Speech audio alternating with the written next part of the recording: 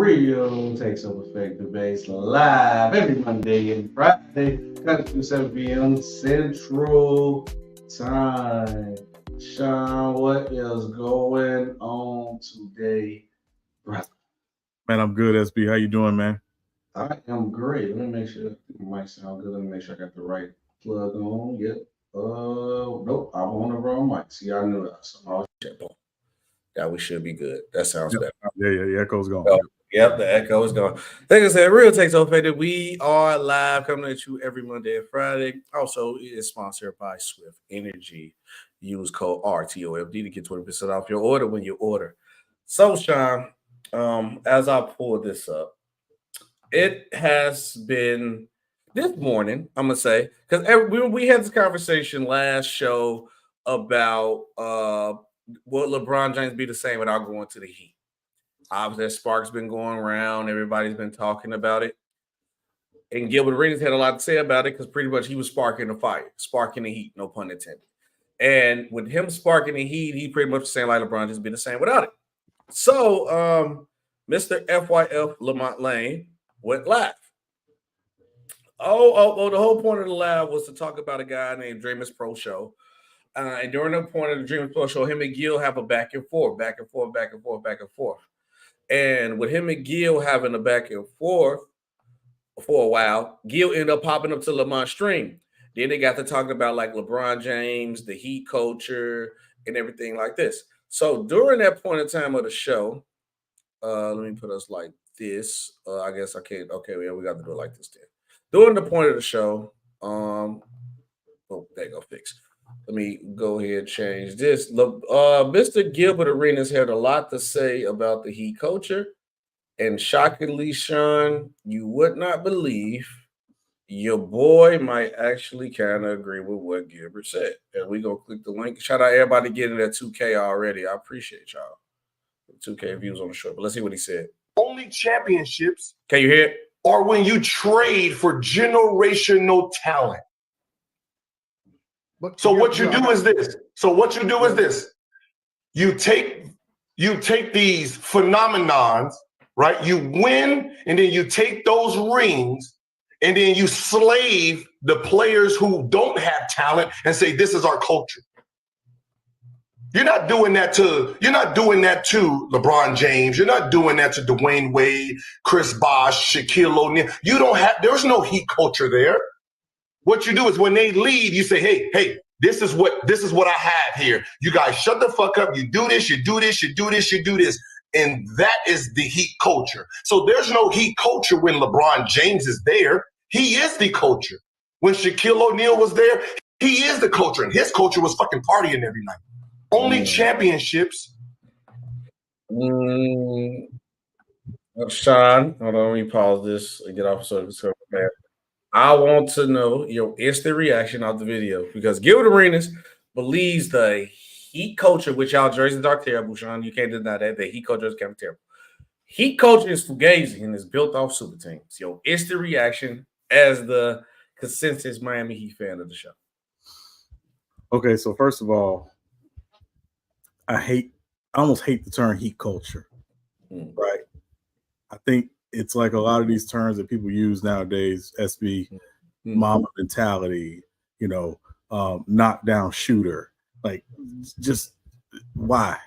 Like, what for what? Right? Let me say this really quickly. When people say Heat culture, they really are saying is the Riley way.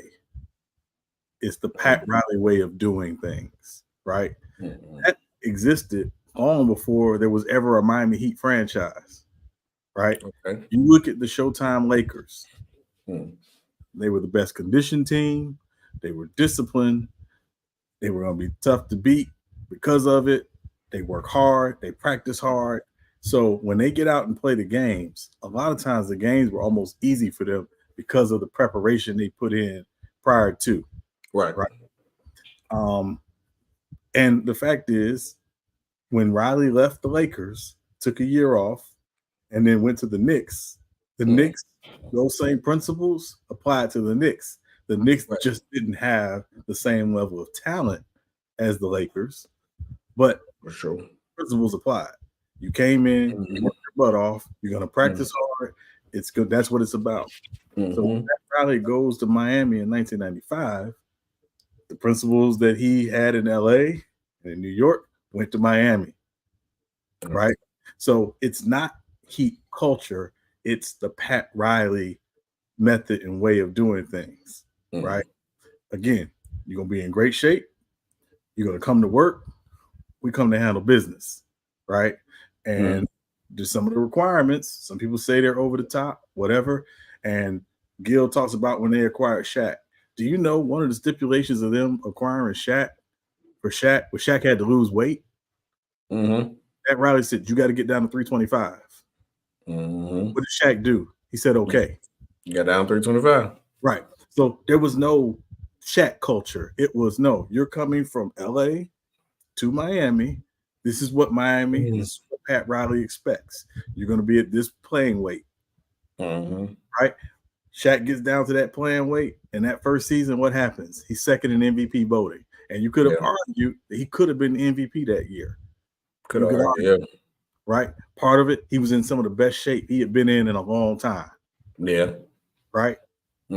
So when people say Heat culture, it's not the Heat. It's Pat Riley.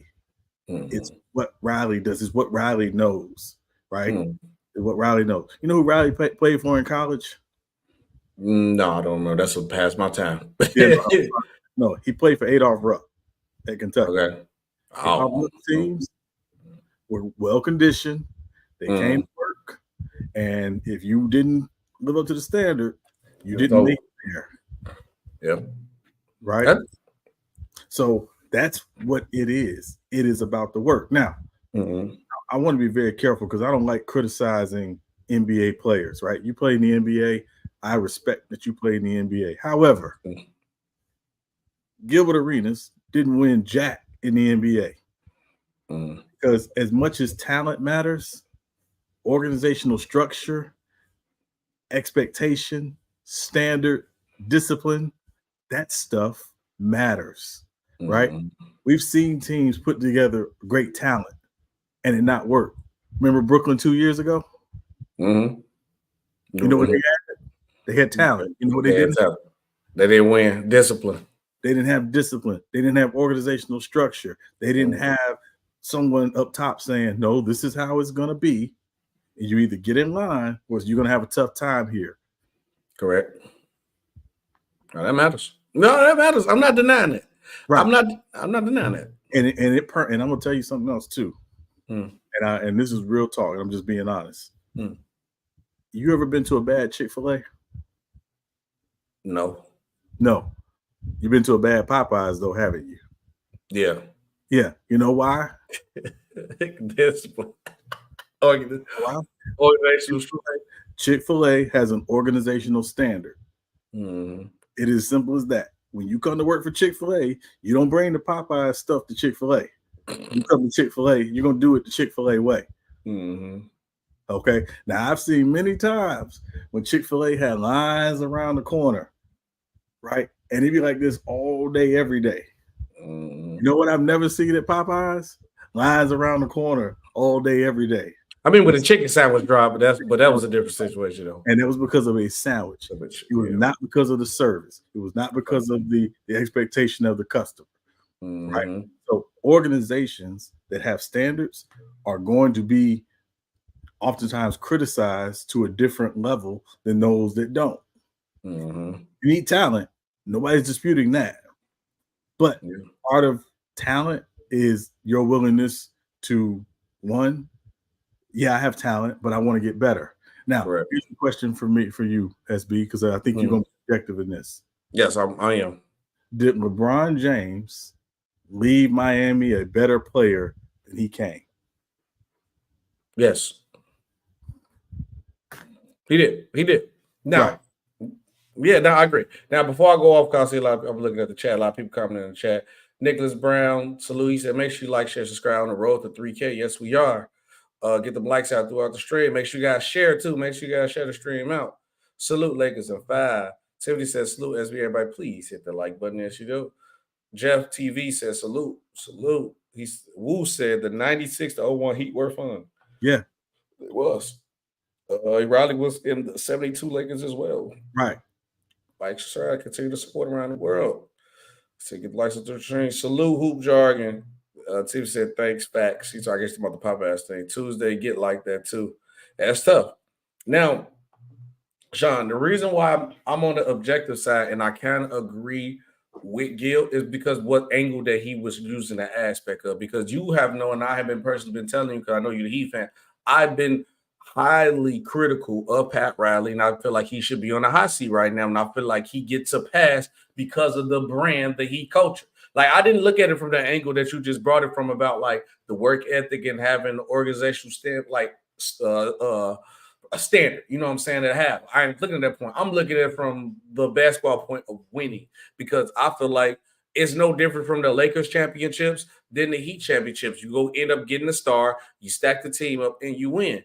But I feel like when Pat Riley goes to the young guys and use the ring thing as the motivation for the guys, I'm like, that's not really necessarily fair, because, yeah, you won rings, but what guys have he really built up from the Heat? Maybe Wade. I give you Wade. Bam is looking like he might be that guy if you keep Bam long enough. But you ain't really build up no stars when it comes to your championships perspective. But I just feel like all their championships are bought. It ain't built. Okay. What kept it in order, though, Sean, was the organizational standard, the standard he had, that everybody ain't being a loose cannon like how the Knicks was, like the Nets was. But you're not going to sell me on the fact that the Heat culture and you using your rings as the motivation to all these other guys when you really just bought your championship. Like, literally, you had a super team for the last run, and you pretty much, like you said, Shaq was a second and MVP caliber player, and you had a young guy in D. Wade who was arguably the second best. At some point in time, you could say that he might be the best shooting guard. So you got an MVP caliber center and the second best shooting guard in the league. That team is stacked too, Sean. So, but again, I think the problem when people say stacked is, aren't all championship teams generally built with talent? Yes. Okay, that's first. Second, what's the 3 ways you build a team in sports, SB? Draft, free agency, and then we said what was the last we said earlier before the show? I'm missing one. Trades. There you go. Free agencies, trades. That's the way teams are built in professional sports. Correct. That's how it's largely always been for the most part. Obviously, we didn't have free agency in the NFL for a while, and free agency didn't kick in the NBA until the 70s. The point is that teams acquire talent. One of those 3 ways. How they do it, the means with which they do it, as long as it's within the rules, that's what's expected, right? Correct. Now, you can acquire all the talent in the world. The other side of it is, where's the talent going? Because, again, we just saw 2 years ago Brooklyn acquire all of this talent. 3 do nothing with it. And we saw how it played out. Yeah, do nothing with it. Right? So that stuff matters. This is not about, because I think, again, it's easy to point and say, well, your rings were bought with champions. You bought your championships and blah, blah, blah. Well, championships are, in fact, bought because, again, you got to pay the players. You got to pay, yeah. You got to pay them, right? Whether it's the best player or through number 15, all of them got to get paid. How you acquire them matters. Now, again, where the Heat, I think, again, get a lot of flack is they go a different route because they do pick the undrafted free agent pool quite a bit, right? Scout guys, they say, hey, here's somebody we bring in. We think they can fit into this culture, into this system. If they're willing to come in and do work, they can be a player for us, right? We've seen it. And it goes all the way back to Udonis Haslem, right? Shout out UD. Yeah, UD was not drafted. UD at University of Florida was overweight. That was why he didn't get drafted. He goes overseas, gets in the best shape of his life, comes back, and now all of a sudden he's a player for the 2003 Heat. Him and rookie D Wade.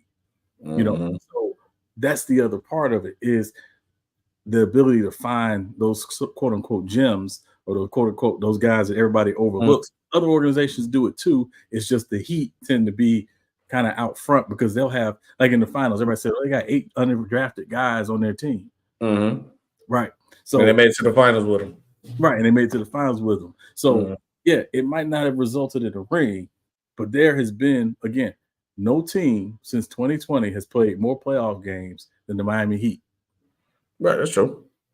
None. That's true.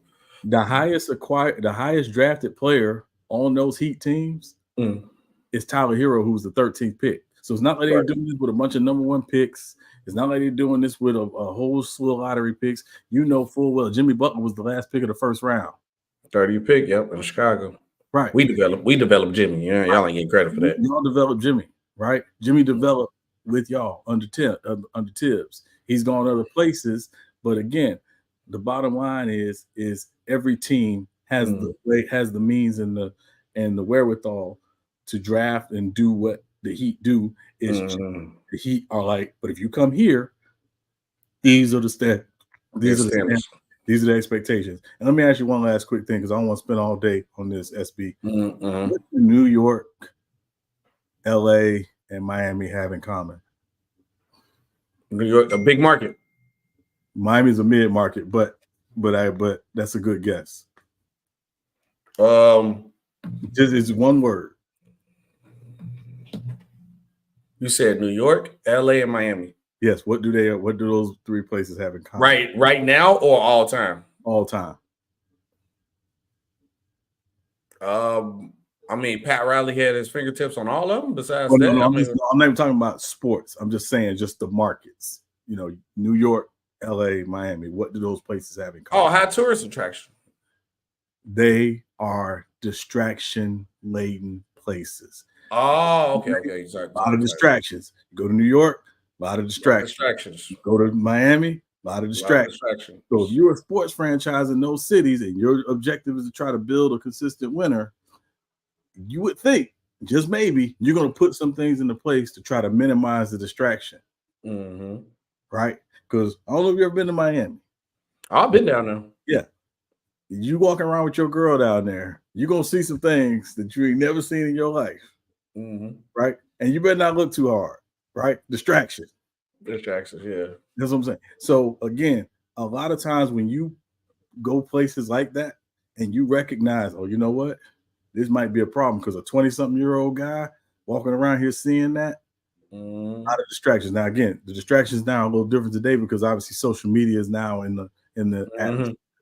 But when you get distracted from home, you know, you just this is the distraction, right? Yeah. But when you're walking around in some of those markets, it's a lot of distractions. So that's I think the other part of it, right? How do you minimize that piece of it to make sure guys are locked in on what they're here to do? Because you're here to work and you're here to try to win. That's true. Hold on, a couple of things that I know we're going to hop into. Let me see what's through the chat. Who y'all can say link? This is the podcast show, but we're gonna do an open panel show soon because I hear a lot of people want to talk that smack to me and Sean. We're gonna open a panel up one of these days. If they bought this, so I compared them to the Lakers 100%. I feel like championships are the same.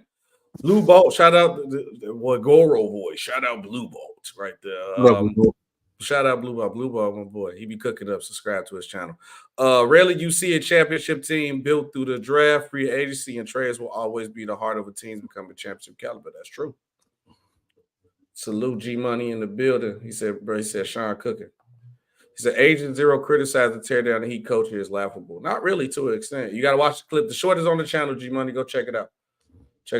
Brother O in the building. Shout out Brother O. Shout out Brother O. If I miss anybody else, comment, salute y'all. Make sure you guys like, share, and subscribe. Now the next thing that I wanted to go from the point of this too, though, is because it's crazy that last show we talked about this. Like, will LeBron James still be the same player without the Heat coaching? Now, obviously, the second part of that clip was Gilbert Arenas believes LeBron James made the Heat coach and not really Pat Riley. He pretty much, I just put LeBron James in it, but he pretty much said the star players, like pretty much the team being stacked. It's not really, so no matter what you say, Sean, about, oh, yeah, you got to be here, work hard, this is that. He got those caliber of guys that he figured that they will get a championship regardless. So the Heat culture actually started, if you want to say when the Heat culture start, the first move was Pat Riley leaving New York, going to Miami. Mm-hmm. The second foundation of Heat culture is acquiring Alonzo Mourning. Mm-hmm. Right? Because if you know anything about Alonzo Mourning was about that work. Yeah, he was. He was about that work. You know, you come here, you put in work, right? And there's a certain competitive intensity that you're going to play with when you play with a guy like Alonzo Mourning. Then you add, okay, they go out and get Tim Hardaway, okay, acquiring talent, because that's what it's about, right? Because did his first year with Alonzo Mourning, or was it first second year with Alonzo Mourning, they won like 50 games, right? Because they was like top of the East as soon as they got Alonzo. I remember because they was with in the 90s, right? It was they were 42 and 40 the first year, and then next year, 96, 97, they won. I think it was 57. Yeah, they won 50 games. And we were in these conference finals against the Bulls. Lost the finals against the Bulls. So the Heat culture was always established. And again, some of it was, yes, it's always going to be about acquiring talent, right? They go out, they get Jamal Mashburn from the Mavs, get PJ Brown from the Nets. They get Dan Marley, old Dan Marley, but still Dan Marley from the Suns, right? So it was always about trying to build a team that you thought could compete and win. I will never, ever say, oh, a team don't need talent to win. That's crazy. Yeah, that's crazy. What you need is talent plus structure. I agree. Because we just seen too many teams that have been talented and have not won. I think you need something, no matter how much talent you get, if you ain't got no order or no structure, like the Clippers, for example. It don't matter. It don't work. It don't matter. Yeah, I agree. I think that's what a point where you're going to agree on. But like I said, if you use it, my whole point is that you use the rings for that to push the culture, then no. But like you said, Pat Riley's been doing this before they even won rings. So it depends on what you look at. I think Gil did the smart thing by going at the angle of the rings. That's we try to take that perspective. Well, let me ask you something, because when I see somebody talk about the rings, I don't think the rings are selling the culture. I think the rings are selling the person telling the player, believe that come with us because we can build something here. We've shown it before. That's why we have these. Right. That's what I think it is. I don't think it's saying we got a ring because of Heat culture. No, you got a ring because you built something and we got a strong organization starting at the top with the ownership all the way down. That's what it's about. Right? If Popovich is throwing rings on the table, it's not Pop saying, oh, this is the Spurs. It's saying, no, here's what I've been able to do. Here's what we've been able to do for the last 25 years. Show we can have some success. Now, come with me, come with us, come with what we do here. And we believe that, yes, this is a part of it. But it's not the culture, it's the organization. Okay. I'm with the, hey, I had to ask you too, because you are the Heat guy. You the Heat guy. You go look at it the Heat way, and I trust you because you'll never come in a biased point of view. Let me know what you guys think about that in the chat. Was Gilbert Arenas wrong for everything you said to Heat coach? If you want to see the actual clip, I clipped it from Lamont Stream early. You want to see the full video, go to FYO Sports Debate. The full stream is on there. I had to clip it. that's what Lamont was texting me now. He was saying he wanted the clip because it was bad quality, so I'm going to try to email him too while we on the show. No, he can wait. Lamont can wait. He can wait. Okay. Yeah. But now speaking of another team with the culture and everything out. I'm gonna do a panel episode. No, this is not a panel, it's just me and my boy. Wait, Big Ball has a question, Sean SB. Do you guys think LeBron's career overall would still look the same if he went anywhere else but the Heat in 2010? It depends if he won. For me, it just depends if he won. I think it depends on if he won. And I think, when people, so this is not just to sleep on the question Blue Road is asking. It's a good question. It's a great question. I think the problem is that when people say, well, so-and-so would have done this had they gone elsewhere. Well, we don't know. They didn't go elsewhere. Right? I'd be like, well, hey, if I worked for Google, if I had chosen to go work for Google as opposed to the company I work for, then, hey, it would have been great. Well, I don't know. I didn't choose to go work for Google. I choose to go work for the company that I work for. So to say, emphatically that, oh, it would have been the exact same, we don't know. We don't know. The fact is that when we look back on LeBron James's career, part of that is going to be 4 years that he spent in Miami. right? Mm-hmm. And again, it's always going to be that, right? If Patrick Mahomes had gone to the Chicago Bears, he would not be Patrick Mahomes. Would not be Patrick Mahomes. We talk about that all the time, SB. Patrick Mahomes going to the Chiefs, the team that had already built a very solid playoff football team with Andy Reid, with the same general manager Brett Veach, with the same ownership in the Hunt family, is one of the reasons why Patrick Mahomes has had the success he had. That's not saying his talent doesn't matter. Talent absolutely matters. But the infrastructure with which he gets to use that talent matters. It does matter. People have got to stop dismissing. It ain't just talent. Infrastructure matters. That's true. That's 100% true. Good question, Blue Ball. Now, on to the next show. I see you guys comment. You guys like, yeah, Hoop. I heard you. I see you in the chat. You was ready to get at Gil. You said Gil before. Sometimes he be wild. Another thing we talk about a team, which everybody, man, these Lakers fans, dog, they be going through it for 1 second of the day, and they play one bad game, and they be over with. I got the picture in our messages. I'm going to read it to you exactly so everybody can see what I see. If the Lakers, rapper Lil Wayne, obviously be on the Undisputed now every Friday, because no Shay Sharp gone, so Skip got to get a new thing to keep the show whatever going. So Lil Wayne comes on the show every Friday. They talk about the Lakers. Obviously, Anthony Davis is hurt again. A lot of things gonna happen all the time. You got to pay taxes, and Anthony Davis is gonna get hurt. That's gonna happen. You got to deal. I don't know why Lakers fans still cry about it every year, like, oh my God, trade him, bro. He getting hurt all the time. Y'all know what's gonna happen. It's just hope he's just not out for the whole season. But He said if the Lakers want to win the championship, if the Lakers want to not win the championship, be a championship team, they have to get rid of AD. What is your reaction to Lil Wayne saying they have to get rid of Anthony Davis? Get rid of him for what? I don't know what you can get for him right now. I think y'all waited too late. I don't know. What can you really get for Anthony Davis at this point in time that can make you a championship caliber team? They waited too late. Yeah, I mean, again, the problem is get rid of them for what? One.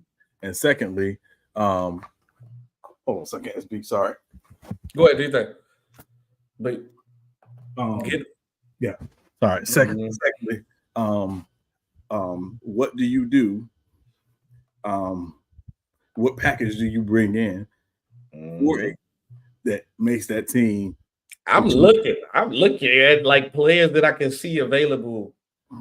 I don't see nothing that's gonna be like championship. Right.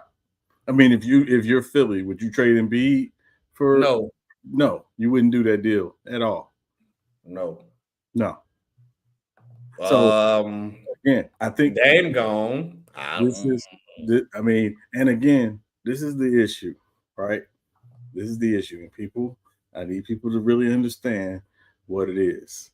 The issue is that everybody was expecting Anthony Davis to take the mantle as the Lakers' best player from LeBron. He has not done that. He is never going to do that. No. Anthony Davis is the Tyler Perry movie of NBA players. It's the same old story every year. He is a talented guy. Nobody disputes that. He is healthy. He is locked in. He is one of the best two-way players in the NBA. Top 5 player when he's healthy. When he's healthy and he's locked in. Locked in, yes. You got to be both. Because he has to be both. Got to be both. Right? But it is the same old story every year. This is who he is at this point. The story ain't changing. It ain't. This is who he is, right? It would be like, you know how some people just have a formula and it's just their formula what they do. You got some rappers that they got their formula. This is how they do it. Blah blah blah. And if all of a sudden that rapper be like, you know what, I'm gonna release this album on acoustic guitar with me rapping. It's like that ain't your formula. It don't work. It don't work. Everybody can't try new things. Everybody, you gotta be one of the greats to try new things. Right, yeah. This is what Anthony Davis is. He is a super talented, one of the best players in the league when he is healthy and locked in. The problem is he ain't always healthy, and frankly, he ain't always locked in. Yeah, you're right. So, and also everybody's saying, well, they need to get a center and blah, blah, blah. The reason why Anthony Davis plays the center position is because LeBron James in year 21 at 39 years old ain't a small forward no more in today's NBA. He ain't. Yeah. He's selling LeBron. My problem is it's not like as much as LeBron James do get hate for over holding the ball or over still trying to dominate. When it comes to the guy, you could argue that LeBron still take control of the game like used to role players. But it's would I rather have the ball in LeBron James' hand or Austin Reeves? I'm taking LeBron James. LeBron James come back off injury, they was already in their flow when D'Lo Reeves. That's understandable. LeBron take a back seat. But LeBron fully healthy come season, I want the ball in LeBron James' hand. But LeBron has been trying to get somebody to take over since Kyrie Irving. When he see that you have the talent that you can have, I'm trying to take a back seat because I know I can prolong my career even longer if I can just play the secondary role. Thinking LeBron be happy that all I got to do is give you 22, 10, and 7, or not even 10 assists, 22, 8, and 8, and play solid defense. You don't think LeBron James would be happy about that? But no, I still got to give you 27.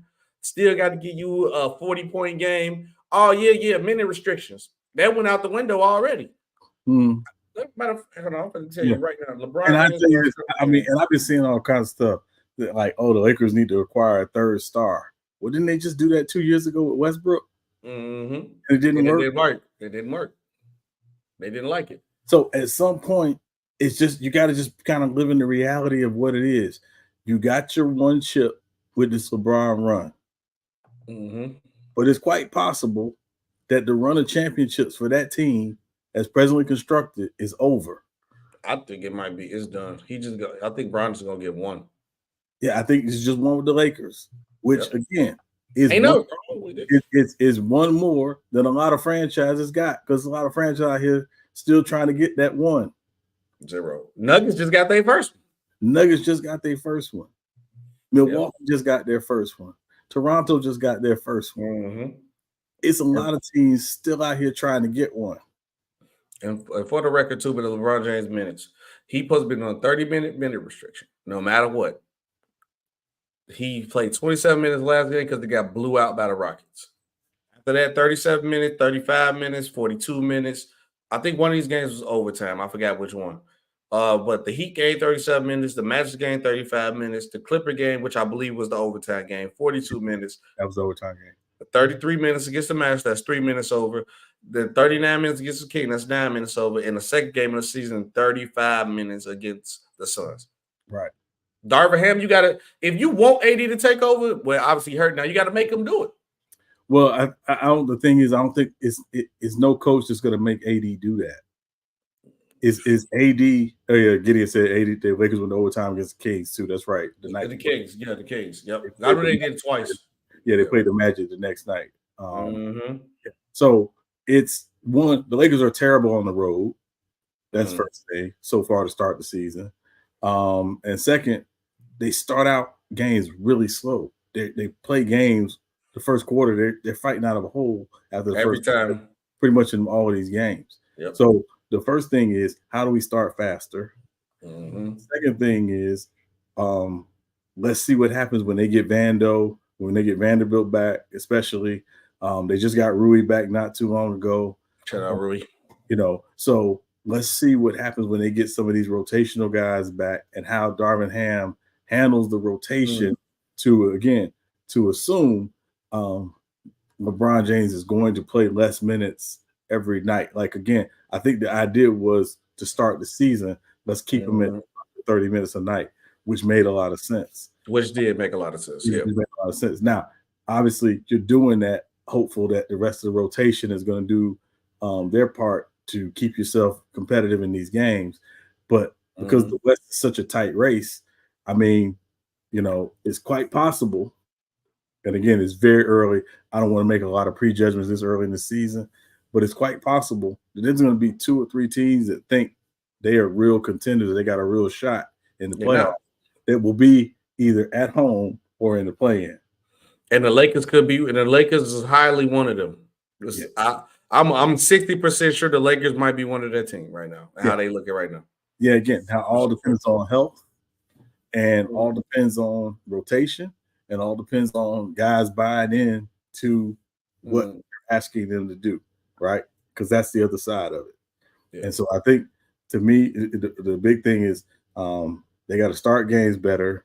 They don't have a lot of great 3-point shooting right now. And again, change again with, Rui coming back, and when they get some of those rotational guys back, we'll see they shoot the 3 better.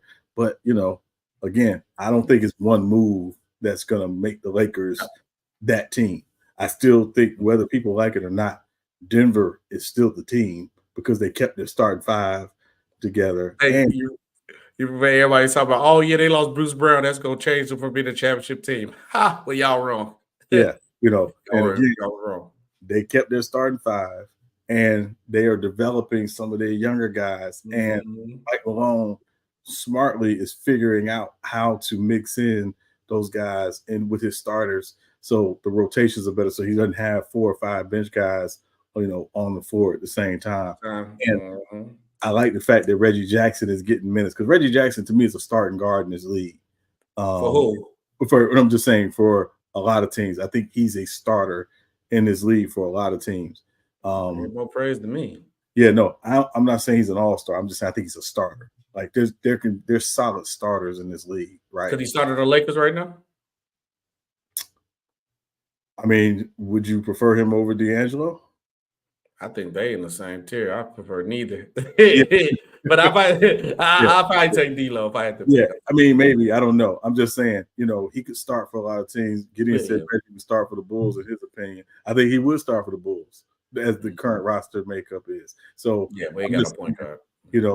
That, again, for them, is developing some young guys. And, again, the way these teams are constructed today is not the way a lot of them are going to be constructed in February or March.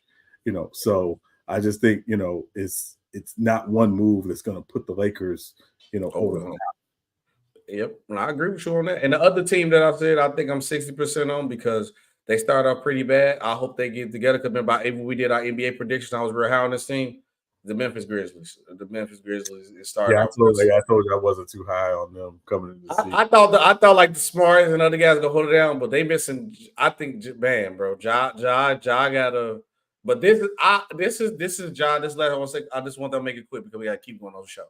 This is Josh sign to come back and dominate and take the mantle back and come back with a straight arrow, be serious, because now it's like it's been that narrative, which was false, that the Grizzlies don't need Ja. They was in the top seed. We all know they need Ja to take over the hump. Right. Ja, they could be in desperate deal waters, like in the play-in spot, and Ja come back and they shoot all the way back up to what they supposed to, because the Grizzlies consistently been in second seed. Steven Adams being out does hurt them a lot, though. Right. Yeah, and I think that's a bigger miss, but that's just me. Yeah. Speaking of another guy that's being out, Blazers Robert Williams undergo season-ending knee surgery. He's been consistently having knee problems. And, when this trade went down, and they went and traded him there for the Drew Holiday trade, because when they got Porzingis, we was thinking like, okay, Al Horford's kind of old. Defensively, what are they going to do? You know what I'm saying? Because Al Horford and Porzingis, I don't necessarily know that's going to be good long-term wise. Al Horford is a great defender, but long-term wise, can he really hold it down consistently? And they let Robert Williams. We thought, okay, Robert Williams, they let him go. Maybe this was something that the Boston Celtics knew, because Robert Williams been having injury problems with his knees. They just looking at it as like an AD thing. Like, if it ain't if it's gonna happen, it's when it's gonna happen. Mm-hmm. And obviously, it did happen already. Imagine if he was on Boston, this would have hurt them a lot, because they'd been dependent on him. So, I hate to say it like this, but did Boston kind of dodge a bullet by making the right move by trading Robert Williams? Like, did they notice? I mean, he's been there for a while. I think they, their doctors have had hands on him, enough to know his body and probably he would have to deal with. Obviously, it sucks for him. It does suck. But for Portland, it's not a big. I don't think it's a big loss for Portland because Portland no. Not anywhere anyway. Yeah. I think Portland's just trying to figure out who can be a part of their future and what pieces they can continue to move as they, again, want to build their roster through trades, drafts, and maybe free agency, even though they're tend to be for a drafting and trading team because of the market. So I think it's a not a big loss for them, but obviously it stinks for him. Boston, you got to give up talent to get talent. That's usually how it goes. Yep. I don't think they regret making the move because obviously they wanted Drew Holiday. Fits in perfectly so far. Looks nice. Right. Yeah, he does. And and to be frank, even with that move, they have less questions than that other team that everybody's talking about in the East. We talk about them next. Yes. Hold your horses on it. We talk about them next. He's got some issues as well. So, so I think it really, it sucks for Robert Williams. I hope he comes back because he's one of the best players in the league. Shout out Bang in the chat. Salute Bang. Yeah. I'll be on the other screen. So everybody, y'all comment as we don't look at the comments. I'll be having like the next lineup for the show. So I'll be having my stuff together. Yeah. So in my mind, SB, that's exactly all it is. It's just it sucks for Robert Williams, but obviously, Yep. I'm a big fan of Town Boy because I told you I seen this dude in the G League before he went to the league, and I told y'all when I was ready to wait to see the Bulls. I'm right at the desk, the RAM right here. I'm at the media desk right under there, and I'm like on my computer doing my report and stuff. I'm like, all right, okay, this question for the ask. See this?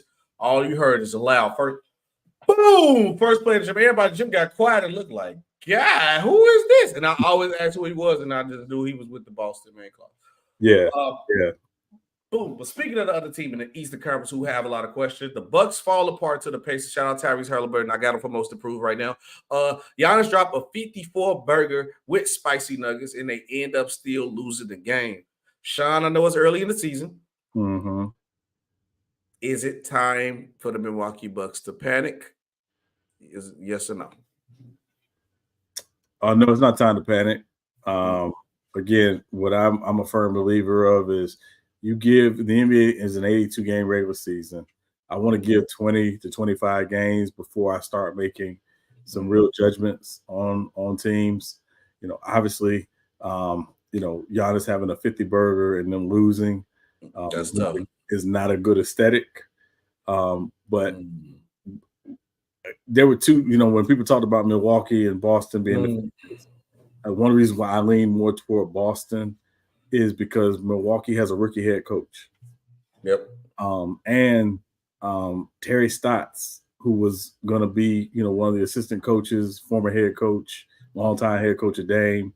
I thought him leaving was not a good look at all. And I don't think we talked about that enough because the one thing head coaches tend to need is somebody in their ear with experience. Yep. Right. And the circumstances with which he left, it was not a good look either. So that's another thing. If you don't know, there's an article on The Athletic about what apparently happened that ultimately prompted the move to be made. Yes, that's the first thing. The second thing is that what they're running defensively, schematically, does not fit their personnel. In my mind. And again, part of being a rookie head coach and part of being a guy who's got to kind of learn how do you adjust what you like to do to your personnel and to your talent, right? Yeah. And so Adrian Griffin's going to have to figure that out. Everybody's flaming their defense and putting it on Dame. They were the fourth ranked defense last year. Now they're like 25. Yeah, it ain't just Dame. Because did you see the play? Was it Beasley with Tyrese Halliburton? I think like he had asked for a screen and he just walked right past Beasley. Like, no, that ain't Dame. It ain't just Dame. It ain't just Dame. It is the scheme, and I think again a lot of it is how does Adrian Griffin figure out how to scale back just a bit what it is he wants to do because they want to be more of a trap and they want us, and they're not built like that. And I think so. That's going to be the other piece of it. It's always going to be a process. They do still have a lot of talent, but and they are a playoff team just on pure talent. But whether or not they'll be a real contender is, for me, is Adrian Griffin getting through these growing pains sooner than later, because we saw Joe Mozzarella go through them last year. Mozzarella stick. Yeah, we saw Mozzarella stick go through them last year, and start the season this year. They didn't look like he had figured some things out, but also he added some veteran coaching assistants like Charles Lee and Sam Cassell to his staff. That matters. So so I think it's still early, but I'm not ready to completely throw the Bucks with the trash. Yeah, no, I'm 100% with you. I think it's still a lot bit early. You got to have time to put the team together, and you got to see what's going on to get them to the next hump. They literally just put the team together. Right. It takes time. Even when the big three Heat got together, it took them time to get together. We were 8-9 the first 17. They was like, "Oh, it ain't gonna work. This is trash." They was ready. And then you got Stephen Loud, A. Smith, and capping on around them. Skip Baseless talking about, they got to make a trade after 17 games. Yeah, no. Riley needs to come down and coach the team. They wanted Pat Riley to come down so bad. Pat Riley said, "No, I'm not coming down." And then also, I have to be fair, if I called Mozzarella Sticks' name, I gotta get Adrian Griffin, and he gonna be Adrian Grilling until he showed me something. Adrian Grilling, he gonna be Adrian Grilling till further notice. Yeah. But other thing about it coming to Grilling, I'm actually trying to find this article again. Because I literally seen this and I instantly said, "Yo, we gotta talk about this." I seen the title and I said, "You think Anthony Edwards will be what?" Now, everybody know when Anthony Edwards first got drafted, I was kind of hating on him. I admit I was hating on the youngster because it was a question about his work ethic, this question for the love in the game, and the first thing came out was him freestyling in his car. I'm like, "Oh man, bro, we got another dude who's talented. He could be one of the cold ones, and he want to be Lil Baby." I'm like, "Oh man, another waste of talent." I was highly wrong. Anthony Edwards is a dog. Could be one of the greats, but just because everybody dunk and they black don't mean they Michael Jordan, bro. Stop calling everybody the next Michael Jordan, Sean. Just because he dark skinned, if he shaved his head bald, because they already said he might be Michael Jordan's secret son. They did the same thing with Jimmy. Just because you post up and do a fadeaway and you black as Dark Knight coming to stop a crusader at nighttime in Gotham City do not mean you're Michael Jordan. Anthony Edwards, just because he's jumping out the gym and he's blacker than Wesley Snipes in the Blaze scene, cutting a vampire's head off, does not mean he's the next Michael Jordan. I get I didn't read the article. I'm not going to lie. I'm going to read the article. I get he probably just saying like he could be in that range of the skill set. But let Anthony Edwards stop doing that. Stop trying to say somebody the next LeBron James. Last time you tried to call somebody the next LeBron James, Ben Simmons, he failed. You stop trying to call somebody the next Jordan, the next Jordan, the next Jordan. No, let him be Anthony Edwards because he's a good player. He's great defensively. I think after this year, the Timberwolves, if they don't at least make it to like the Western Conference Finals, I think they need to blow it up and just fully build around what makes Anthony Edwards good and figure out and fully hand him the keys to the team. Even if that means you got to take 2 steps back. If you got to take 2 steps back to take 3 steps forward in the future. That's me. But what do you think about the title of this alone? Oh, gosh. President Teddy Roosevelt once said the comparison is the thief of joy. We got to stop this, right? Let's just enjoy watching Anthony Edwards come into his own. We don't have to compare him or say he's the next this. Let him just be the first Anthony Edwards. Yep. Right? It's okay. This is going to blow your mind with this. Look at this. This is the next part of the article. Look at this. Minnesota Timberwolves All-Star or extra high praises from anonymous. I mean, that's when you know they say it's BS, but they just be wild. They always put the anonymous of it. He said, "I was talking to some scouts before last night game, and one of them said about Anthony Edwards that he's the next Michael Jordan. He's coming for Giannis' crown as the best two-way player, two-way superstar in the league." Yeah, and I'm sorry, let me correct myself. He's the second Anthony Edwards because the first Anthony Edwards is actually an actor.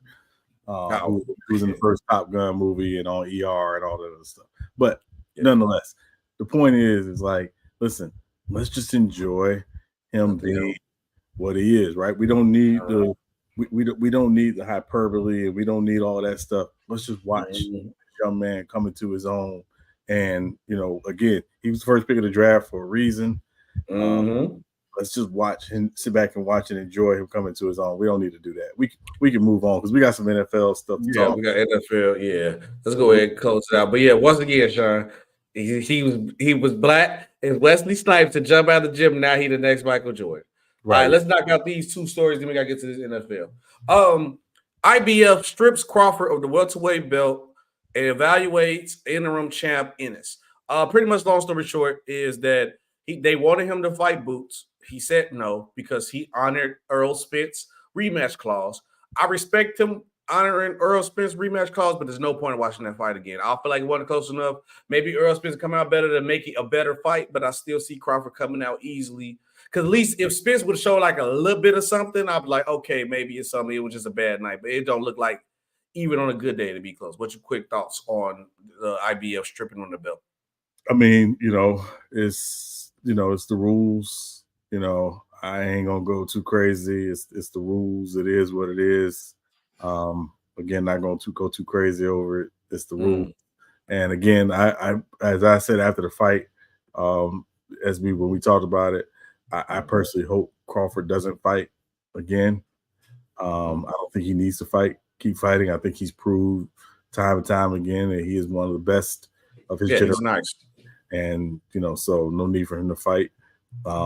I'm super high on Boots. I think he's the next up, and he is going to, in a year or so, be dominating the welterweight division. Would it look bad on Crawford? They're gonna say Crawford dug Boots, and what Boots like? Say if they never fight, and then Boots come up on that like status, like how the Crawford and the Mayweathers is around that weight, around that weight class. They're gonna have a conversation where he could have fought Boots and he dug Boots.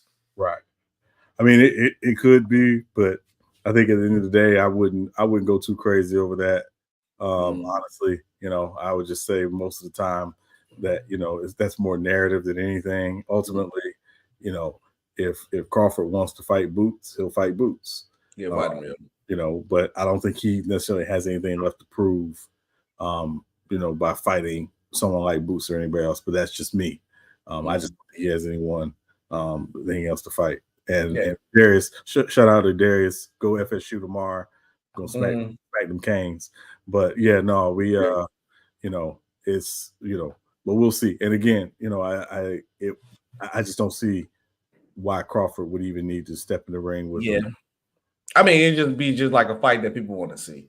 Right. And then, but also for me, Sean, I feel like you being stripped of a title or you being taken away from something in boxing is cool because they charge you to keep the belt.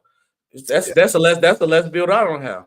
Right. But when the game's being stripped away from you when it comes to college football, that's a different story. Big Ten suspend Michigan's football coach Jim Harbaugh for the rest of the regular season for sign stealing. What was your initial reaction to this? And do you think this will hurt Michigan in the long run? And also there was an argument that Michigan should just be, if he found guilty, which is looking like it's getting closer to the point of him being 100% guilty, they should just be automatically pushed out of the tournament to give another team a chance to win. I know I asked you 3 questions in one, but yeah, go ahead. Yeah, no. So, first thing is, Michigan is seeking a court order to basically halt the suspension. Because obviously Michigan plays Penn State tomorrow at noon Eastern. And as of now, based on the order, Jim Harbaugh cannot be on the sideline for the game. Now, the injunction is really weird because he can still be with them throughout the week. He just can't coach on games. Yeah. Well, can he be in the booth or no? Not even in the booth. No, he can't be anywhere. Like when you are suspended, you can't. I don't think he's not even allowed to be in the stadium. Oh. Usually if you're suspended, you can't be in the stadium. Right. I mean, they signed still. They probably have a little recorder with the headset. Don't be coaching from the crib. Right. Yeah. We're running this play right here. All right, cool. Right. Yeah. Well, yeah. So exactly. So Am I surprised? Was I surprised by the suspension? No. This was not. This was a bad look. Now, here's the problem that a lot of people have, and I know I have with it. The reason why sign stealing is such an issue is because there's no electronic communication from play callers to the quarterback or even to, whoever's calling the signals on defense, right? Correct. It's all from the side. It's all literally signs from the sideline. Why are we still living like it's 1973, right? The NFL uses electronic communications and the quarterback has an earpiece in his ear. Middle linebacker or whichever linebacker's calling the defense has a earpiece in his ear. It's time for college football and the NCAA to gather yourself and bring us into the 21st century. Oh no! We want to make money. We ain't trying to spend money. We cheap. We want that nostalgia of college football. You know. So that to me is part of the problem. But ultimately, again, these are the rules, and whether or not I agree with the validity of the rules, it is the rules. Now, it also does not help that Jim Harbaugh has had other issues while being at Michigan, as related to the rules infractions with recruiting and other things. So it doesn't surprise me that this happened. And if I were a betting man, this is why I want to talk about this story. I think this is Jim Harbaugh's last year at Michigan. Oh, yeah, that's going to be my next question. Yeah, go ahead. No, my next question was, obviously, I think after this the hit, he's gone. 100%, I think he's gone. Yeah. Let's take a betting man's chance. Where is he going? If I was a betting man, and depends on how the Chargers end, and if the Bears going to have the kahunas to actually get rid of the coaching staff and clear everything out, I'd say it's a 60% chance he go to the Bears, and if the Bears don't do what they're supposed to do, he's going to the Chargers. I'm going to say 60% Bears. I'm going to give the Chargers a 10%. Okay. Right. I'm going to get the Raiders a better shot at Jim Harbaugh than the Chargers. You think go to the Raiders? I think the Raiders, just the mystique of that franchise. I know, they haven't won. Yeah, but the mystique of the Raider franchise and his kind of, mentality actually kind of fits. It do, but they got the Pierce guy there. Well, I mean, he's interim, right? He's not. You think they're going to hire him on? I mean, it remains to be seen. The last time they had an interim coach, it was Rich Bisaccia, who was a special teams coach who took over when Gruden got fired or resigned or whatever happened. And he led them to the playoffs. They lost to Cincinnati in the wild card, and they did not keep Rich Bisaccia. So I don't know if they keep, Antonio Pierce as their long-time coach. But, let's see. Tiff said, check your Cash App, SB, if you have not. Shout out Tiff. Yeah, shout out Tiff for hitting SB's Cash App. But yeah, so I don't know. I think it'll be interesting to see. Shout out Tiff. Appreciate you, Tiff. Appreciate you. Shout out Tiff and your Ravens actually look good. So one thing I want to, because now we could get into this football real quick. We got one more football story, right? No, that's it. No, we're going to talk about Bryce Young and CJ Stroud. Oh, I did forget about that. Oh, okay. Well, it ain't up there, but we gonna just imagine that the banner is there. Oh, we ain't got to put the banner up. Whatever. We just, let's put that one up. Well, I guess not a banner. Okay, let's just put it so you know when the show goes. But yes, Bryce Young, CJ Stroud. CJ Stroud a dog. Let's just keep that straightforward. CJ Stroud is the truth, Sean. He is a dog. Bryce Young has been playing better. Everybody want to give Bryce Young praise, like, yeah, CJ Stroud balling, but Bryce Young looking okay. No, it's not it's not a conversation, Sean. I'm 100% with CJ Stroud. Bryce Young maybe next year. So I'm 100% with the CJ Stroud. That's me. It ain't a conversation for me. So I think the question is, and what's been asked, which I think is asinine, but did the Panthers make a mistake? Yeah, but this is the way. This the problem. This the problem when it comes to football. It's hard when it comes to quarterbacks to say you made a mistake because it's off your situation. Because like we just always say, with the Patrick Mahomes and to go to the Bears thing, he would not be the same Patrick Mahomes. Will CJ Stroud kind of be the same, or will Bryce Young be better? I don't know, but this situation is different, Sean, because I'm gonna tell you this why. They both went to bad situations at the end of the day. And CJ Stroud has elevated his team. Now, it looking like, oh, yeah, the Texans was just such a better situation. I wouldn't necessarily say that. I think the play of CJ Stroud has elevated the Texans. Their defense has been solid. They wide receiver core, but that's just CJ Stroud with that. Their offense has looked great. But that's because of CJ Stroud.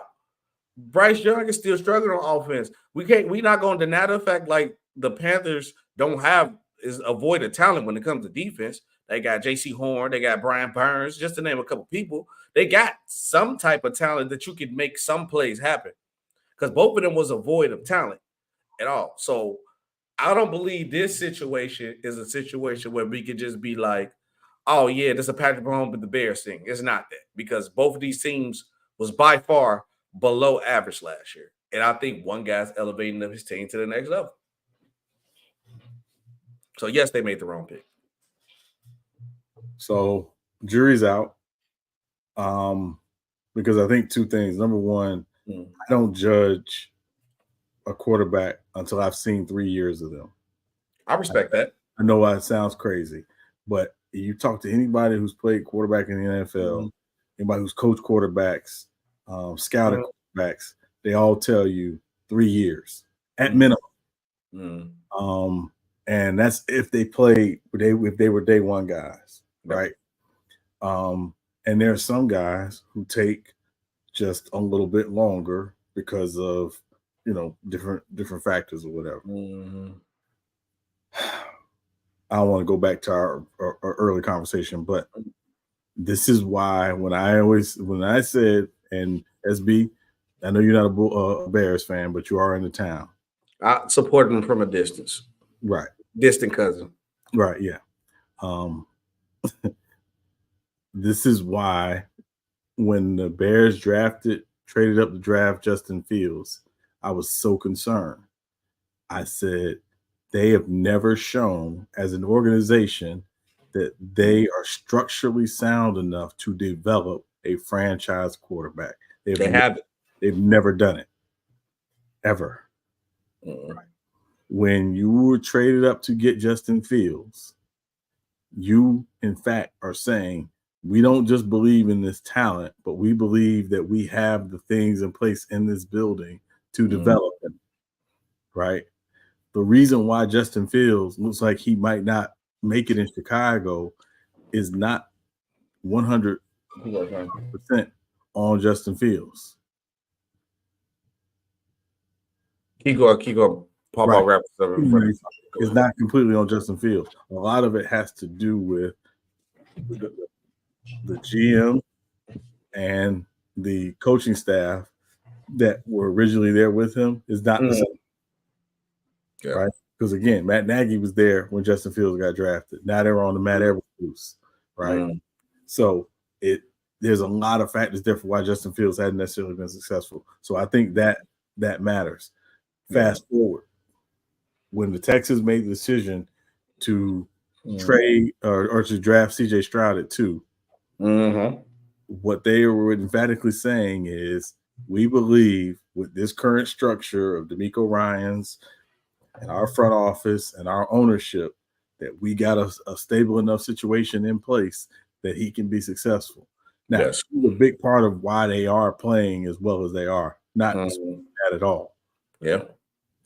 But I think, again, the big thing is what DeMeco Ryans has brought in is a certain infrastructure and culture that hadn't been there for the last few years.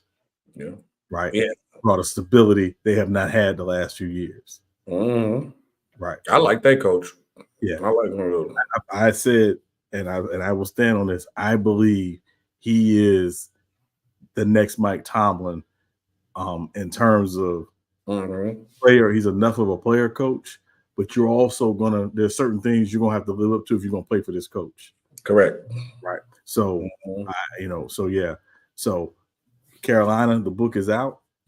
How patient they're going to be, how willing they are going to be to go through the process and to figure out what does Bryce Young do well and how do we maximize that around him, particularly why we're not paying him a lot of money. Does the success of CJ Stroud make them time the clock fast on Bryce Young? Because they looking at it every second. You see CJ Stroud going off, you're gonna look and be like, man, we could have had him. We could have had him. I think that would be the worst decision that organization could do. I mean, they used to do them making bad decisions, so it's possible. It's possible, but it would be the worst thing that organization could do. Scott Fitterer, who is the GM, it would be the worst thing he could do, right? His thing has got to be, come this offseason, how do we upgrade the roster and the talent around the guy we picked number one?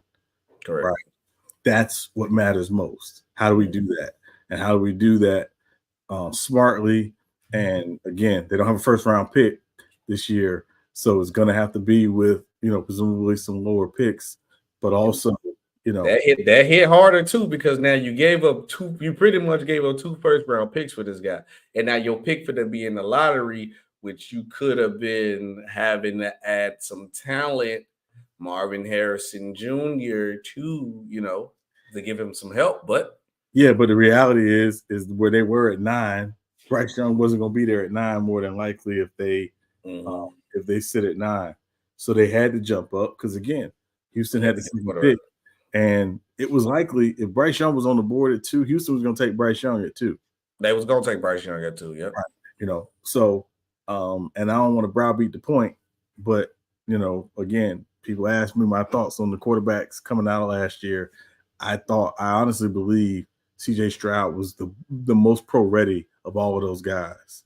The guy I thought that had the biggest upside was Anthony Richardson, but if he stopped getting hurt, that's what Marvin Harrison would be nice in the NFL, yes, but he still got to go somewhere. They're gonna throw him the foosball. Sean, it is that time of the show. I gotta give us a sound for it. I don't know.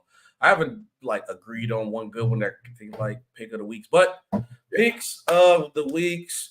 I gotta lock in. We looking like the Panthers out here, like we tanking for the number 1 pick. It looked like we tanking for Caleb Williams out here, but we gonna get it right this week, Sean. And I guarantee Chuck style, guarantee a win this week, Sean. Let's go. First game. Well, you want to knock out we got a key game. We're gonna do the key game last. We'll do the key games last. This is the week 10 preview and picks. Let's go. First game, Indianapolis at New England in Germany. Who they already? Yeah, it don't matter. This is a 50-50. I said I'm not picking the Patriots no more. I said that last time. Yes, the Colts. I'm not picking the Patriots no more. I got to stand on my word. I'm not picking the Patriots no more. Yeah, I'm with you. I'm taking the Colts in this one. Oh, I think this was the key game. Okay. The next I'm looking, I'm like, whoa, I'm skipping the key game. I'm gonna go down the schedule and then we'll come back to the key games. Okay. Next game, Green Bay at Pittsburgh. This is a tough call too, because the Packers been so inconsistent this year. You never know. It's like Forrest Gump. You never know what you're gonna get. Box of chocolates. The defense always gonna come to play. That's one thing I ain't gonna doubt. I'm gonna go with the model of consistency. I'm gonna take the Steelers in a close game, probably by 6, about 2 field goals. Yeah, Pittsburgh is the nicest dumpster fire I've ever seen in my life. Man, I'd be like, man, this team look good. Man, this team look trash. Yeah, they are a nice dumpster fire. Yeah. I don't want to say what Pittsburgh really is. I'll say it. Pittsburgh is that young lady you walk up behind, and from behind she looked great. Oh yeah. You turn around and look like Wanda from In Living Color. Look like Eddie Murphy in the face, but look like Beyonce from the back. Put a bag on her. You can have it. Yeah. She look like Beyonce from the back, but did she turn around and look like Danny Glover? Yeah. So, but anyway, I'm taking Pittsburgh at home. Okay. Pittsburgh. Okay. All right. Next game, New Orleans at Minnesota. Derek Vehicle playing? Unfortunately.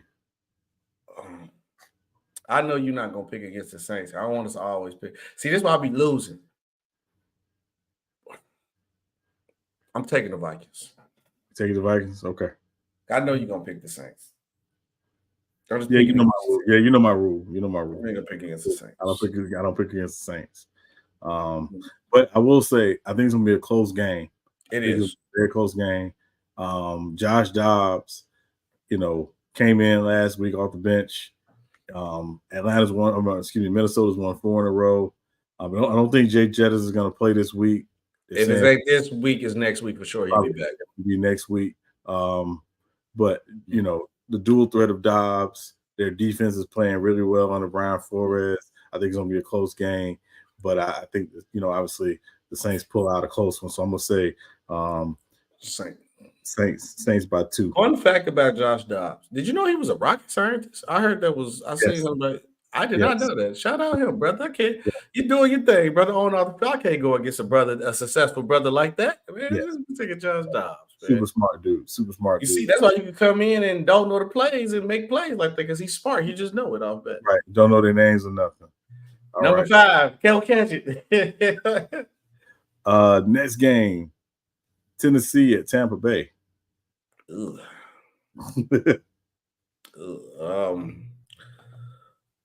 Okay, both of them. I think Buccaneers just lost their last game for sure because they barely beat the Titans. I mean, they barely lost to the Texans. Lost to the Texans.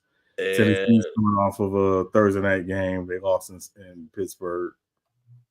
I'm gonna go with Big Baker. I think they had a great game. They just ran into one of the young bucks who's a killer and just came in and got the job done. But the Buccaneers, even their record don't show they play solid sometimes. Big Baker has been doing this thing. I'm gonna ride with Baker Mayfield. And did Mike Evans have 1,000 yards here? Because he always good for it at some point. No, he ain't nowhere near that yet. Yeah, he getting there, but he ain't nowhere near that yet. Yeah, he gonna get it. He got 7 more games. He gonna get it. I'm taking the Buccaneers. I'm taking Tampa as well. Wow. I think listen, I picked, whatever. I'll be messing with you. No. I just think, again, with Tennessee, with Tampa's not necessarily been great against the run this year, but obviously their focus is going to be Derrick Henry. I think they'll come off the tough loss last week in Houston. Try to find a way to neutralize Derrick Henry and make Will Levis beat him. But I will say that Bucs defense got picked apart by CJ Stroud last week. It's a copycat league. I expect Tennessee to definitely try to do some of the things. They're gonna lose. They're gonna win the game, but I'm saying I expect them to come out with some of the same looks. And and again, Levis can throw the ball. I just don't think you win with him throwing the ball. 40. That's what I said. He don't do it. Don't do it. Don't trust that Kentucky quarterback. Don't do it. Yeah. So I'm taking the Buccaneers by 6. Okay. At home. Next game, Atlanta at Arizona. Kyler Murray starting for Arizona. Oh wait, the team I like. We said that was a key game. The team I like. We said that was a key game. No. The Chargers. You skipped it, did you? Or maybe I'm looking at the wrong scale. Okay. I'm following you. Yeah, no. I'm just going down. Yeah. I was ready to talk my spec. But okay, I'm sorry. Yeah, no, you're fine. Atlanta at Arizona. Kyler Murray back. Kyler Murray is back. Kyler Murray is back. He will be starting. Okay, my only problem is this. If this was like a couple weeks ago, I would agree, and I think Kyler would be ready to play. Kyler good to go. Sean, do you know what came out yesterday? Modern Warfare came out yesterday. Oh, Call of Duty came out yesterday. Oh, I am not picking them. I'm taking the Falcons. He not gonna have no sleep. He ain't probably reviewed his playbook, nothing. He ain't studied no films. Call of Duty just dropped. Kyler Murray ain't playing good this first game. If he do, I deserve to take the loss. I'm shocked. But Call of Duty just dropped, literally. Right. And I guarantee you, he's probably playing right. I'm gonna add, he better not. I might download Call of Duty just to add him and just clock how long. That's petty. That's petty of me to just a clock, see how long he be on. That's petty. But I'm taking the Falcons because Call of Duty out. All right. Yeah, I'm taking the Falcons as well. Mm-hmm. Yeah, I just think Atlanta coming off again, tough loss last week against Minnesota. You know, Taylor Heineke, you know, he showed some flashes, but also Arthur Smith, get Bijan Robinson the football. Please get Bijan Robinson the football. Like, it's not that hard. And I'm not saying that because Bijan Robinson's on my fantasy football team. I'm saying that because Bijan Robinson. Is he? Yeah, he is. Oh. Yes. Yeah. So get Bijan Robinson the football. Do yourself a favor. Just keep it simple. Give 7 the football. In the running game, in the pass game, he should have at least 23 touches on Sunday and run pass at least 23. 25 would be ideal, but I'm saying at least 23 because obviously you don't want to forget Algier or Cordero Patterson in the run game. So yeah, I'm taking Atlanta. I'm taking Atlanta in this one by 7. Okay, cool beans. All right, next game, the Detroit Lions at the LA Chargers.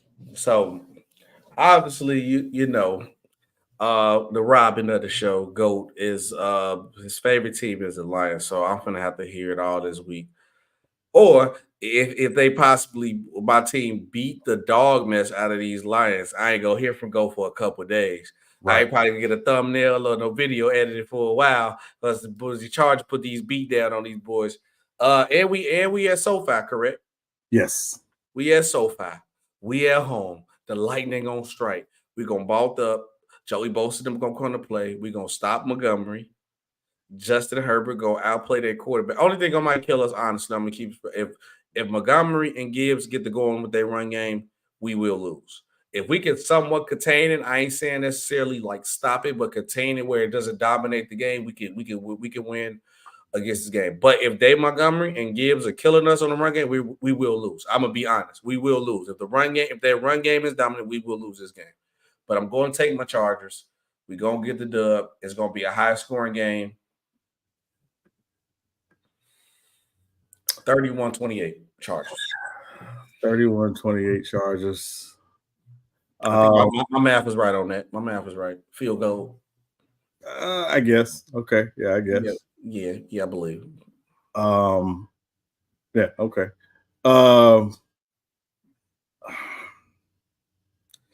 So I think coming off Monday Night Football, obviously cross country, Chargers coming back. Detroit is coming off their bye week. So they will be fresh legs. That's fresh. It will be fresh. Yeah, I'm taking Detroit. I just think them coming off their bye week, chance to get some guys healthy. So I'm taking Detroit in this one. Again, the Chargers beat up on Jets, raggedy offense. Man, we didn't look good.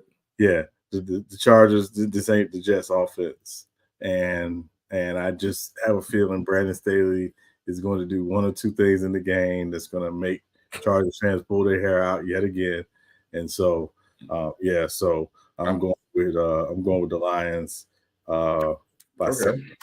Okay, Lions by 7. All right. Next game, New York Giants at the Dallas Cowboys. Cowboys, we ain't gotta be. This is a Gibby win. The Cowboys might choke, but last time they played them, beat them by 40. So I ain't saying you're gonna put a 40 burger on again, but I'm at least expecting a 30 piece. Cowboys better win this game. I'm taking the Cowboys. Yeah, I'm taking the Cowgirls by 13. Cowgirls by 13. It's shout out to the Cowgirls. Shout out. Yeah, Tommy DeVito starting at quarterback for the Giants. Oh God. Yeah, I think the Giants defense will play a little bit better than they obviously played, and I don't think the Giants defense played bad in the first game. I just think again it was a serial comedy of errors in that opening game for them. But that said, I just don't think they'll be able to score enough offensively.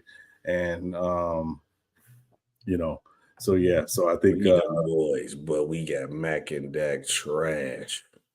Yeah. Trash. Y'all got to give me – this is a bad week, bro. This is really a bad week. Yeah. So, yeah, Dallas about 13. Okay. Next game, Washington at Seattle. I'm taking the Seahawks, and we can just go ahead and move on there. I'm taking Seattle. I'm a little concerned about Seattle. Why?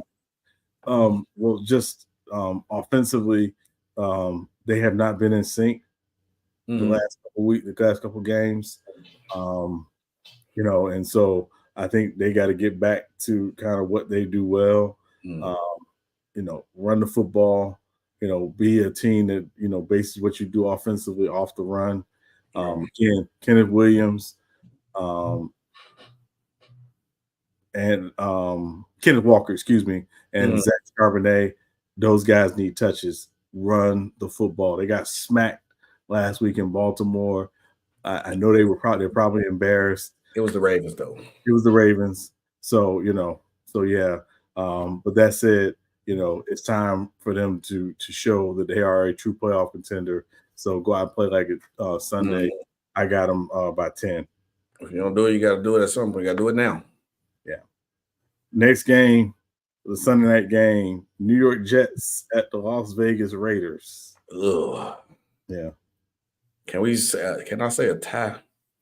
0-0 tie. Oh, man. I can't force myself to pick the Raiders, bro. I'm sorry. I can't do it. I can't do it, especially while they trash. So I'm just kick them while they down. Am I petty? So what? I'm gonna kick them again. I'm gonna go with the Jets. I'm gonna take the Jets, even though I know the Jets probably gonna sell, but it is what it is. Who bye week? I'm only picking the Raiders because they at home. Hey, this gonna be something. This game gonna be. I am not. This game will not get a second in my watch time. Yeah, I probably will not watch the game. I'll be doing something more fun, like painting. I'd rather watch paint dry than watch these two teams. Yeah, exactly. But you said Jets. I said the Raiders. I guess I'll pick the Raiders by 1 at home. Yeah. The Raiders lose by a safety. Yeah. Your Denver Broncos. Whoa, the disrespect. Denver Broncos at the Buffalo Bills. I'm taking the Bills. Taking the Bills. Yeah, I'm taking the Bills as well. Yeah, again, time for Buffalo. Step your game up. It's time. You got to show me something now. Game up. So, yeah. But that said, I'm taking the Bills by 10. But that said, Josh Allen, you got to take care of the football in this game. You have to. Yeah, you have to take care of the football in this game. And I know people was creaming Denver's defense early in the season. They've actually played better the last couple of games. So, Josh Allen, you got to take care of football. All right. Key matchups of the week. Key matchups of the week is the game that you should be possibly watching if you're not watching your team. Or if this team is not your team playing. Yes. What's the first key matchup of the week? Sean, what you got? Houston Texans at the Cincinnati Bengals. Woo! Now, this is going to be a test for this young quarterback, CJ Stroud, because now you have a guy across from you that's ain't a Baker Mayfield who can make those passes, but also this Bengal defense ain't the same Bengals defense. So he can have moments to take advantage of. But Joe Burrow can take advantage of that Texas defense because he's Joe Shiesty. I'm not trying to ride high. I'm taking the Texas, Sean. I'm with the CJ Stroud movement. I'm squabbling. I'm doing all the things. I'm with it, Sean. I'm taking CJ Stroud. I think this is the game that's gonna solidify him. It's gonna be a great quarterback battle. I'm expecting 300 plus yards for both of these guys, two passing TDs apiece for both of these guys. What a great quarterback battle. And CJ Stroud coming out at the end because I think Joe Burrow won't take care of the ball. Right. So no T. Higgins in this game for Cincinnati. Mm-hmm. and there's a chance Jamar Chase may not play. Oh, well, he got it. He got it in the bag. Let's go. So I'm with you. I'm taking Houston. What? Oh, look, the CJ Stroud movement is real. I'm taking Houston. This kid is the truth, man. I think it's gonna be a close game, but I'm gonna take the Texans by 3. Okay. Next game, Cleveland Browns at the Baltimore Ravens. I'm letting you dealing with this one first. This is a tough one. Deshaun Watson playing, right? Yes, yeah.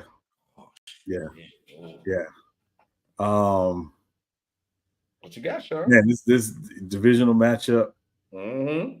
2 of the best defenses in the league. This is gonna be an old-fashioned AFC North game to me. Mm-hmm. These up and down, high-scoring games. I think this game is really going to come down to which team runs the ball more consistently, and which defense gives up the run more consistently. I expect Deshaun Watson and Lamar Jackson to have to deal with some pressure on Sunday. Myles Garrett, quiet as kept, might be Defensive Player of the Year. Quiet as kept. I know people talk about TJ Watt, and I'm not taking anything away from TJ Watt. Obviously, TJ Watt like the default pick, honestly, and obviously, Michael Parsons having a good year as well.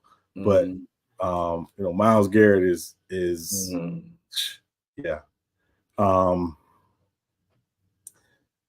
only because I picked them to win the division, and I do believe they are playing good football. And honestly, they could, outside of the two rough games they had in Pittsburgh and against the Colts, they'd be undefeated right now.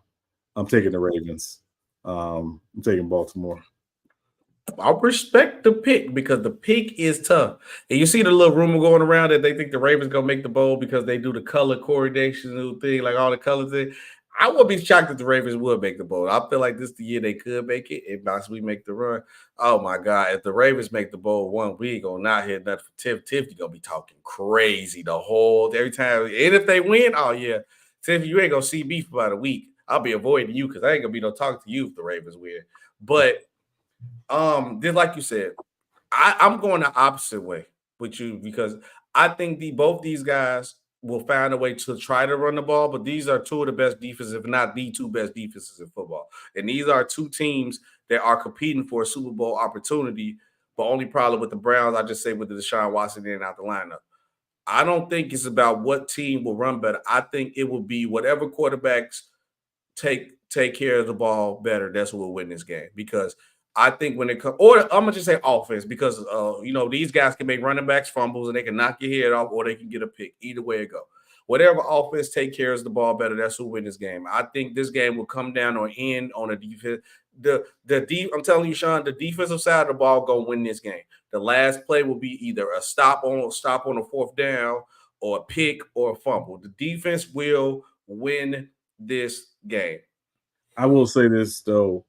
These defenses, while they're very good, they do things really very differently. Cleveland is more of a front 4. They want to get pressure with their front.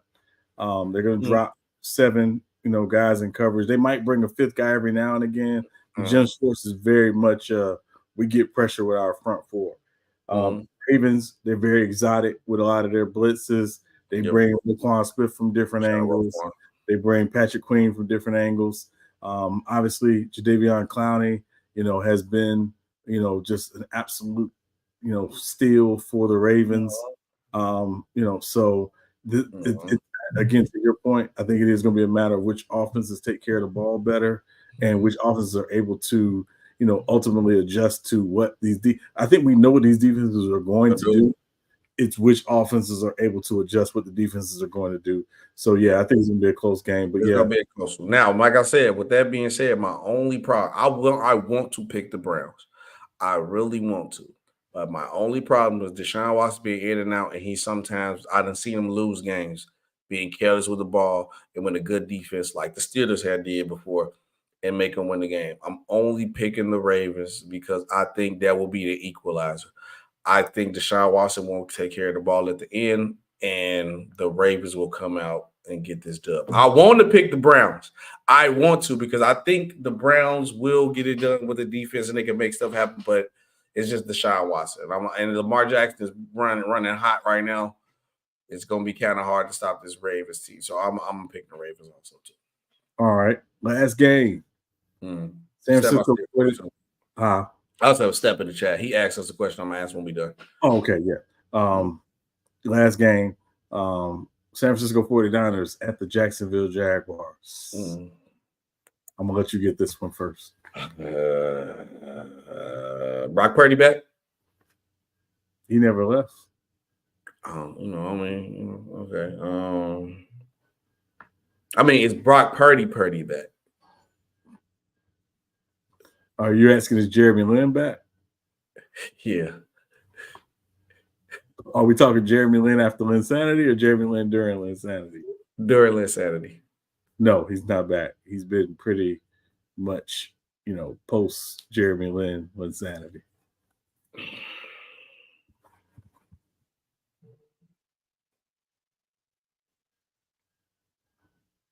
I don't know. I'm gonna take the 49ers. I think the 49ers is a safe pick. I'm gonna take the 49ers. I think the 49ers is a safe pick. You can go either way. 49ers, safe pick. Who you got? 49ers? No. I'm taking Jacksonville. Because I don't know Trent. I don't think Trent Williams is gonna play. I think if Trent Williams doesn't play, it's a game changer. I do believe Samuel will be back this week, which obviously gives that 49ers offensive boost. That said, America, there's a guy on the Jacksonville Jaguars who shares the name with a quarterback that everybody talks about, and this guy gets overlooked because he has the same name. What are we talking about? Josh Allen. The defense. Josh Allen's a dog. Yeah, he is an absolute dog. Okay. If all that great like the other room, the angle kind of off. Okay. Yeah. All right, Papa was talking to me about something. Okay.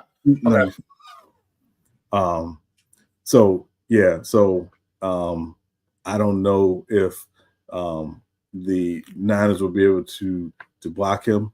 And also that Jacksonville front seven is really, really good. Really is really good. Good. And it's in Jacksonville. It's an early game. I always tend to lean to in matchups like this. Both teams are coming out there by rested. Jacksonville has only played one game in the last 23 days. It should be rested. Trevor Lawrence's knee should be better.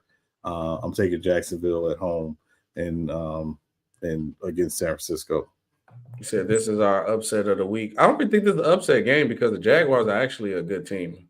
If the Jaguars beat the 49ers, we'd be like, nobody be like, oh man, that was an upset. I don't think nobody would look at it like that. Yeah. So yeah. But what is the question go that Steph did ask? He was asking what is our upset of the week. And he said Lamar Jackson is guaranteed to fumble every week too. I doubt it. Yeah. If I were to pick one of these games, the game I'm saying is an upset, I would say Houston at Cincinnati. Houston at Cincinnati. Yep. Yeah. I'm taking that one right there. That's the upset. That's the upset right of the week right there. Yeah. Houston at Cincinnati. But as everything you know, that is the show, man. I appreciate everybody. I know we guys took you longer than but we already told you guys once more information and stuff come out, the show's gonna be longer. Sometimes you might get a 2. I doubt we go to 3. We ain't doing no damn 3. But yeah. I doubt it. But sometimes the show will go to 2. If ain't nothing else going on, it's gonna be an hour, might be a 40. You never know. But we appreciate you guys. MC Robinson is not in the chat. No, I don't think MC Robinson. Yeah, he normally asks about college football. I'm gonna say this real quick. Georgia is on upset alert tomorrow. To be clear, Georgia's on upset alert. Who they playing again? Ole Miss. Stop it. Oh no. Ole Miss is ranked 9th for a reason. No, hold on. Listen, Georgia is not unbeatable. They are very beatable. I'm not denying it. I'm saying they are on upset alert tomorrow. And with this Michigan situation, I'm actually putting Michigan on upset alert tomorrow at Penn State. I don't know if Penn State will score enough, but their defense is going to keep them in the game. I just don't know if they'll score enough. But definitely, Georgia's on upset alert. Watch out that Georgia Ole Miss game. Yeah, okay. Now that's understandable. Cool. Georgia ain't losing to no Ole Miss. It's possible, but everything, any KG voice, anything's possible in college football. But yeah, we're going to see you guys on Monday. Make sure you guys pull up. I might try to talk to Go. I know a lot of y'all been talking crazy in the chat.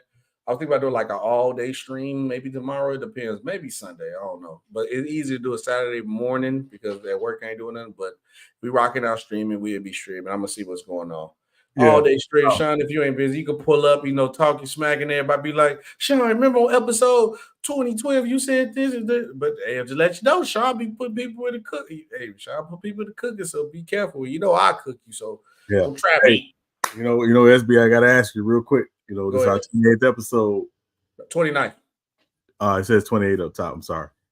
Oh, I didn't change that title, but on YouTube it's 29 for sure. But go ahead, what's 28? Go ahead. What you got for 20? We can go 29. Your favorite athlete to wear number 29? I don't know one off the top of the head.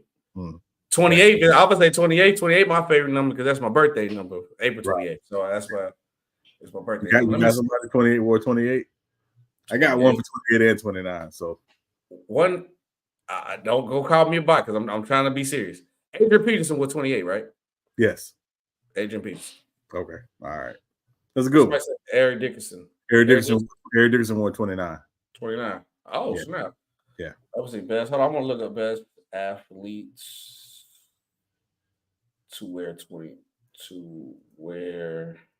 29. Let me see. Well, obviously, Eric Dickerson probably right up with the Jerry curl in the shades. Best athletes to wear 29. Let's see. Obviously, Eric Dickerson won. Eric Berry. They said Kid Dryer. I don't know who that is. That's a hockey guy. Rod Carwell. I guess that's a lot of baseball guys in here. Baseball guys. Yeah, I can't really think of 29, but Eric Dickerson is definitely the go-to answer. I'm not mad at that. If Eric Dickerson. Yeah. Let me look at the picture. Let me go to images. Images probably fast. Let me see. Yeah. Who's this on Boston?